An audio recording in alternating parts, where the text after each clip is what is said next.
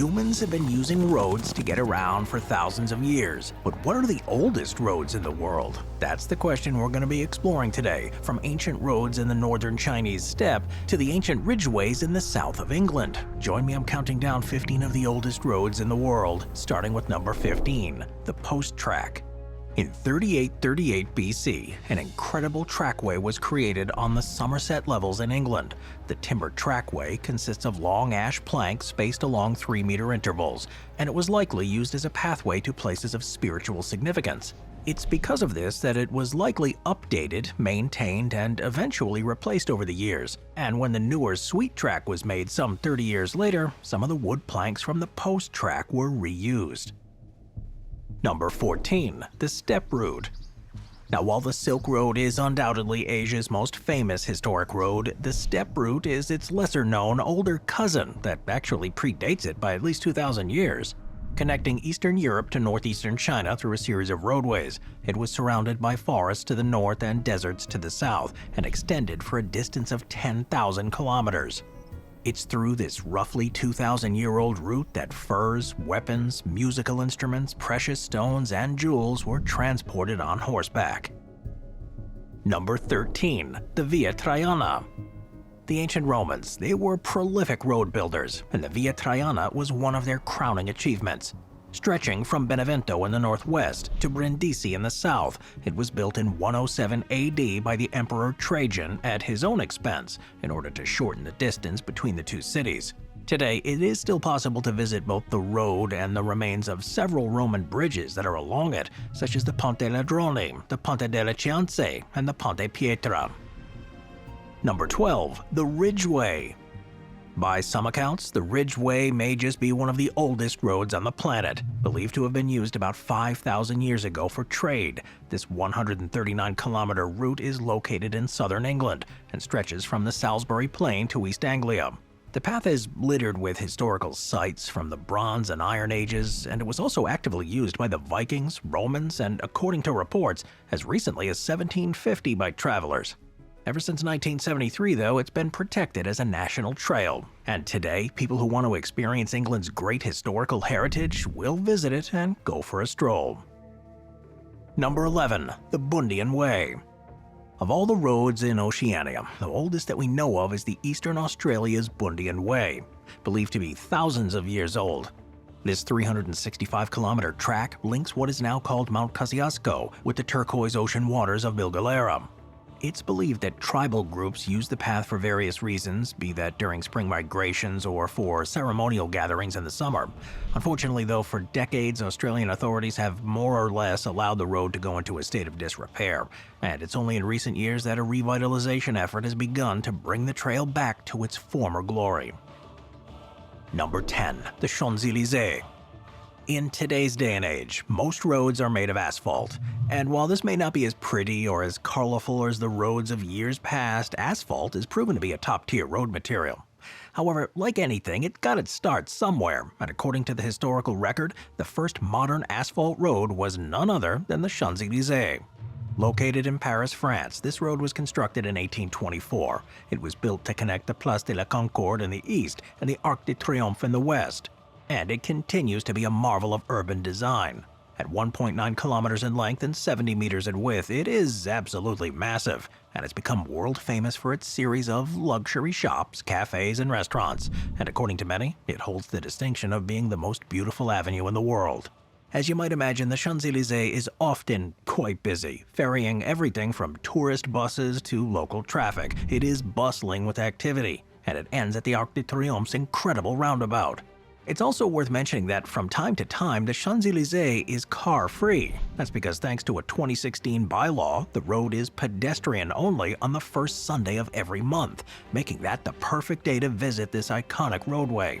It also comes alive on July 14th, that's because this is Bastille Day, and it's on this date that the largest military parade in Europe passes down the Champs-Élysées. Yet no matter when you visit it, the old Champs-Élysées is a beautiful sight to behold. Number 9, the King's Highway. Of all the historic roads to run through the Middle East, the King's Highway is certainly one of the most notable. Connecting Africa with Mesopotamia, this trade route ran between Egypt up to Jordan and then on to Syria.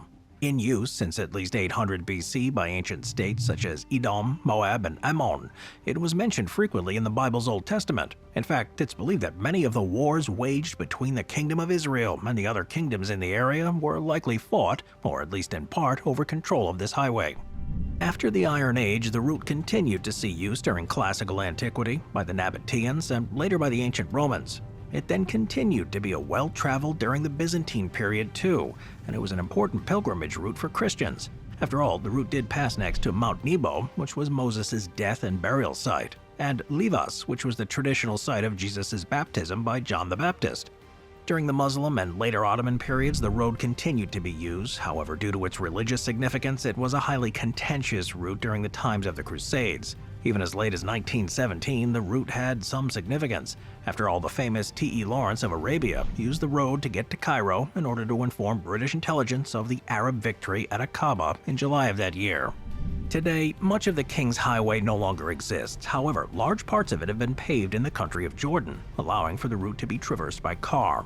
If you do decide to go down the road though, be sure to take some precautions. It is filled with hairpin bends, switchbacks, and steep ascents and descents, and at times, the animals in the middle of the road make it tricky driving during daytime and a very tricky drive at night. However, the good news is that most of it isn't very busy, making it an enjoyable route to travel down so long as you're careful. Number 8. The Lake Morris Quarry Road. Of all the entries on this list, the one that officially holds the title for being the oldest paved roadway is none other than the Lake Morris Quarry Road. It's located in the Fayoum district of Egypt, and it's covered the 12-kilometer distance between the quarry and Lake Morris, and it's believed to have been built sometime between 2500 and 2100 BC. While the lake now is incredibly tiny, in the past it would, at least on seasonal bias, flow into the Nile River.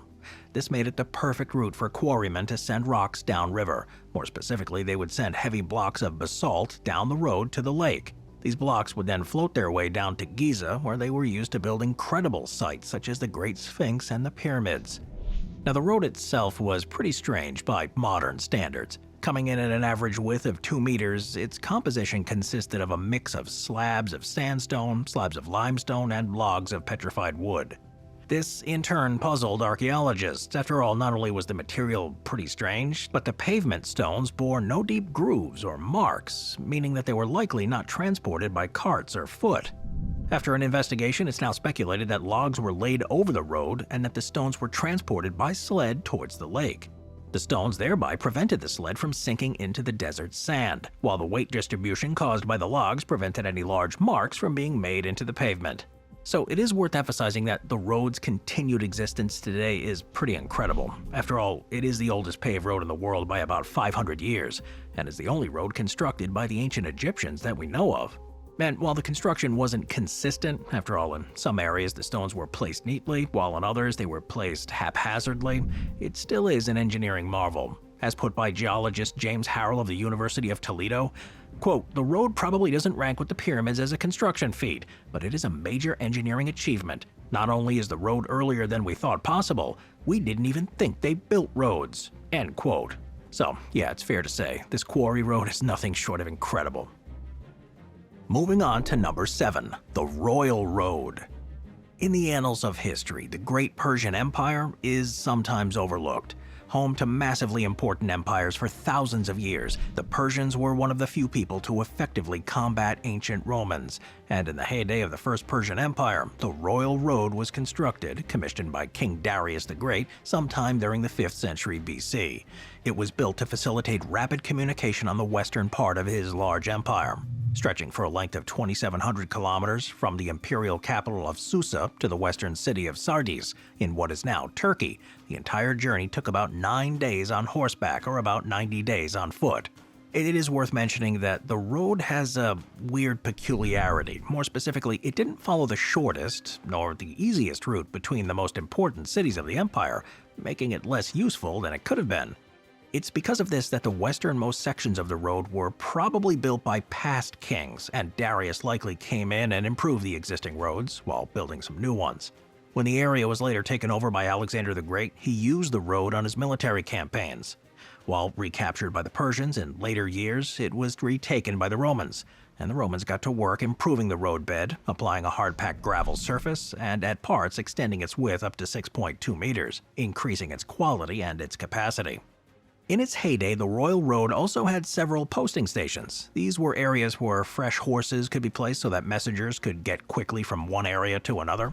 And according to the Greek historian Herodotus, these messengers were top rate. After all, he wrote, quote, "There is nothing in the world that travels faster than these Persian couriers. Neither snow, nor rain, nor heat, nor gloom of night stays these couriers from the swift completion of their appointed rounds." End quote. It is also worth noting that the Royal Road wasn't a cut-off entity. That's because it linked to many other routes in the overall trade network known as the Silk Road. Some of those routes, such as those to India and Central Asia, were also protected, encouraging regular contact between India, Mesopotamia, and the Mediterranean. So, given its utility and its legacy, I think it is fair to say that creating the Royal Road was a great decision on the part of King Darius. Number 6. The Old North Trail. While not paved in the same way a regular road would be, the Old North Trail earns a spot on this list for arguably being the world's oldest trail. That's because according to oral history, it's been used for over 10,000 years by the indigenous peoples of North America. Some of its oral history has been written down. In 1905, the Blackfoot chief Brings Down the Sun told a certain Walter McClintock about the Old North Trail. In their conversation, he said that there is a well-known trail we call the Old North Trail. It runs north and south along the Rocky Mountains. My father told me it originated in the migration of a great tribe of Indians from the distant north to the south, and all tribes have, ever since, continued to follow in their tracks. In many places, the modern man's roads and towns have obliterated the old trail. It forked where the city of Calgary now stands. The right fork ran north into the Barren Lands as far as people live. The main trail ran south along the eastern side of the Rockies, at a uniform distance from the mountains, keeping clear of the forest and outside of the foothills. As the chief suggests, the Old North Trail has now more or less become a relic of history, paved over and forgotten by all but a few. However, in areas it still continues to run and can be accessed by those with a strong knowledge of indigenous history. It also appears that we have at least one written map with the trail. You see, in 1801, a headsman named Old Swan sold the Hudson's Bay Company a map of the area around the Red Deer and South Saskatchewan rivers. The Hudson's Bay Company asked him to draw a map showing the route the Siksika warriors had taken in the past, and in response he produced what is now known as the Old Swan Map. This map, which was intended to be used without a compass, clearly shows the existence of a path, and it's thanks to documents such as this one that it is possible to accurately trace the Old North Trail's history today. Number 5. The Amber Road. While amber may not be seen as all that valuable today, in the years past, the ancient Amber Road transported what was then known as the Gold of the North. Running from the coastal areas of the North Sea and the Baltic Sea to the Mediterranean Sea, it was the first major roadway to facilitate trade between northern and southern Europe. This was possible through both water and land travel. After all, the amber would be shipped from the sea to tributaries on the Vistula and Dnieper rivers. This amber would then either float down the river by foot to places such as Italy, Greece, and the Black Sea, Syria, and Egypt. And while this trade began over 4,000 years ago, it would continue for thousands of years. In fact, it's believed that the routes may have seen use until as late as the year 1000 AD. The story of amber trade is an interesting one. The oldest trade in this golden substance began in Sicily, and in short time, Sicilian amber was being shipped to Greece, North Africa, and Spain. However, after a decline in the consumption and amber trading at the beginning of the Bronze Age in around 2000 BC, the influence of Baltic amber gradually overpassed that of Sicilian amber. By about 1000 BC, Baltic amber was the biggest name in town, and the Amber Road was making sure that amber was getting to willing customers across the European continent. It is worth noting, though, that the amber wasn't the only sought-after commodity traded along the route. Other goods, of course, from the north, such as animal skins, furs, honey, and wax, were also exported. In turn, those from the north would buy Roman glass, brass, gold, and other metals. And it is worth noting that by all accounts, Baltic amber is still a world-class substance today. In essence, it is a deep orange, translucent fossilized tree resin that oozes out of some species of conifer trees. While it's not as valuable as it once was, amber is still used today. However, other uses have fallen out of favor. After all, in the past, it was used as a healing agent in folk medicine, as it supposedly would have warded off evil spirits, demonic figures, and quote-unquote madness. Number 4. The Inca Road. The Inca were a very advanced civilization, and one of the greatest pieces of infrastructure they created was the Great Inca Road system. Literally translating to the Royal Road in English, it was a network of about 40,000 kilometers of formal roads that were carefully planned, engineered, built, marked, and maintained by the Inca Empire across what is now Colombia, Ecuador, Peru, Chile, Bolivia, and Argentina. Depending on whether the climate was a mountain one or coastal one, the way the road was built was different. For example, while stone steps were a feature in areas with high slopes, retaining walls were common in desert areas to prevent sand from getting on the roadway. In many ways, it is very similar to the Roman road system, only it was built about 1,000 years later and in some ways better than its European counterpart. At short distances, there were relay stations along the road that had messengers at a one-day walking interval. There were tambos, which were buildings with support for road users, and flocks of llama pack animals. Administrative centers with warehouses called kulkas were also found along the road, while fortresses could be found at the roadway's extremities in order to protect boundaries of the empire. Now, while the roads may not be as well used today, some of them still connect many hundreds of communities found in these regions, especially in areas where there's a pedestrian transit. Some are also still very relevant from a modern perspective. For example, the Inca Trail to Machu Picchu is one of the most well-known trails in the world. Additionally, a 2021 study even found that there seems to be a link between proximity to the road and personal outcomes. According to the study, nutrition and school levels were higher in communities living within 20 kilometers of the Inca Road compared to similar communities located farther away. Number 3. The Sweet Track. The younger cousin to the not as well preserved Post Track is the Sweet Track. Dated back to 3806 BC by using the tree rings of the track's wooden planks, it extended for about 1,800 meters from what was then an island at Westay and a ridge of high ground at Shapwick. In order to create the Sweet Track, builders made use of crossed wooden poles driven into the waterlogged soil. Now, these crossed poles held up flat oak planks, which in turn supported a walkway.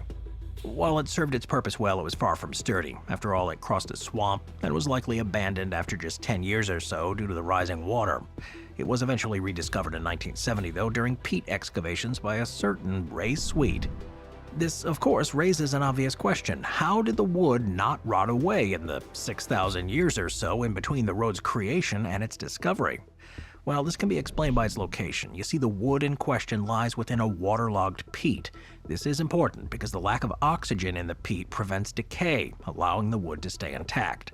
Well, as you can imagine, excavating the wood that was previously underwater proved to be no easy task. Following the purchase of the land by the National Heritage Memorial Fund, a water pumping and distribution system got to work along the track's length. While it did a good job at removing the water, the wood recovered was, while visually intact, extremely degraded and very soft. The conservation process for these well-preserved pieces was pretty intense. It involved keeping the wood in heated tanks and in a solution of polyethylene glycol, and by a process of evaporation, gradually replacing the water in the wood with wax over a period of about 9 months. After this treatment, the wood was removed from the tank and wiped clean, and once the wax cooled and hardened, it would be handled freely without fear of damage. It is roads such as the Sweet Track that give us good insight into those who lived in the area. Both the Sweet Track and the nearby artifacts suggest that the region was inhabited by Neolithic farmers who likely colonized the land sometime around 3900 BC. While the area was heavily wooded in the past, they likely cleared it out to create an economy that primarily revolved around ranching and farming. In their heyday, these people thrived off their largely agricultural economy, and by all accounts, the Sweet Track played an important role in its flourishing. Well, in any case, it's thanks to this historical significance that the Sweet Track is protected as a scheduled monument, meaning that it's nationally important historic structure and an archaeological site that's protected against unauthorized change. Number 2. The Via Appia. Alright, let's face it, most of the roads on this list are way past their primes. As relics of ancient times, they no longer have any traffic and simply sit there as reminders of the past. However, the Via Appia is different than most. That's because it has the interesting world record for having the oldest road surface still in use. Stretching for 560 kilometers from Rome, the Via Appia was built in 312 BCE and named after the wealthy and politically powerful Appius Claudius Casus. Originally, the road was meant to bring armies and supplies across the Republic, and in its day it was of great strategic importance. You see, at the time, Rome wasn't yet an empire, and it was still expanding its territories and administrative state. This was a problem because at the time, most of the roads had been built by the Etruscans, meaning that many of the more remote areas of the Republic were not really serviced. This road allowed troops to quickly be moved to these far-off areas. By the late Republic, the Romans had mastered road construction, and many of these old roads started a chain reaction of road building that has helped give legitimacy to the phrase, "all roads lead to Rome." Well, in any case, the Via Appia was one of the very first pieces of that puzzle. It also saw a lot of development in its usage. While it did play an important role in armed campaigns such as the Samnite Wars, soon regular citizens began to use it as Rome began to colonize southern Italy. Once Christianity took hold in the region, burial sites were expanded into catacombs, and according to scripture, St. Peter even met Jesus along the road while he was fleeing Rome. As a result, the Via Appia was, by all accounts, an important part of ancient history. Now, while the Via Appia is still in use today, parts of the road have seen periods of various activity. Over time, parts of it fell into disrepair, and for years, it was unclear exactly where the Via Appia snaked through. Well, thanks to some renovations, all of it is now demarcated, and still much of it is in use. After all, parts of the road in Rome are now a park, and the majority of the Via Appia can still be walked on, or in some cases, driven on. It is also worth noting that the Via Appia had a bit of a resurgence during World War II. You see, in 1943, the Allies hoped to break the stalemate against the Axis by going around Monte Cassino by traveling down the Via Appia towards Rome. However, much like the failed campaign of Pyrrhus during antiquity, this ended up being a failed maneuver. Unfortunately for the Allies, they didn't make the trip quickly enough, and by the time they made it to the city of Anzio, the Germans and Italians had caught up to them.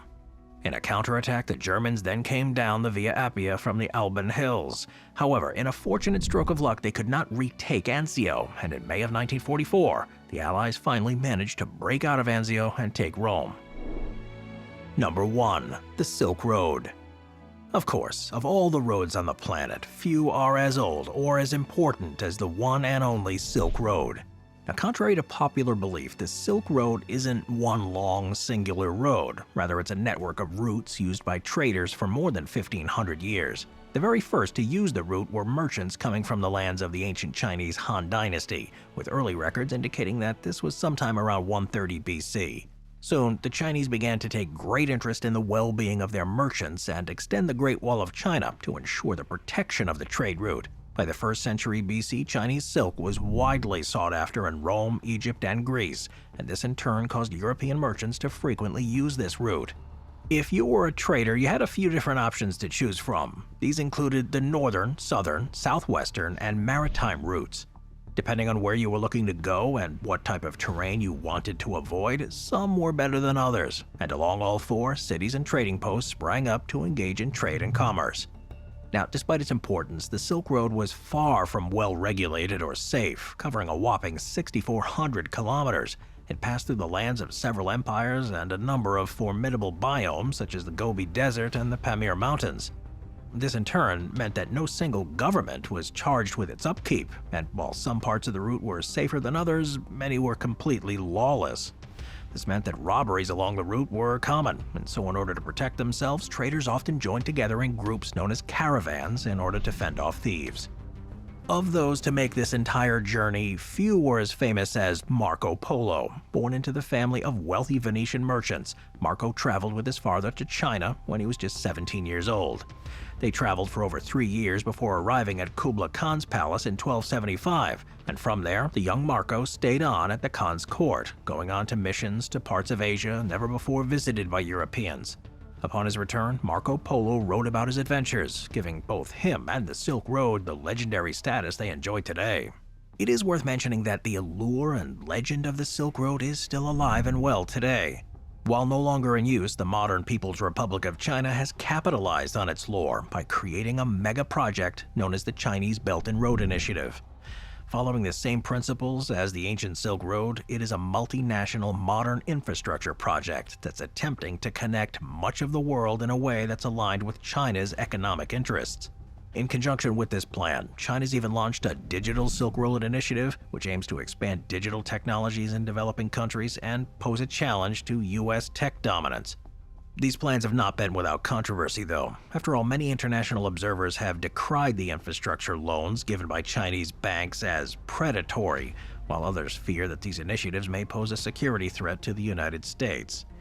However, given China's recent economic woes, the development of the initiatives has slowed to a crawl, and only time will tell whether or not China will be able to reinvigorate the project and create something similar to the Great Silk Road of years past.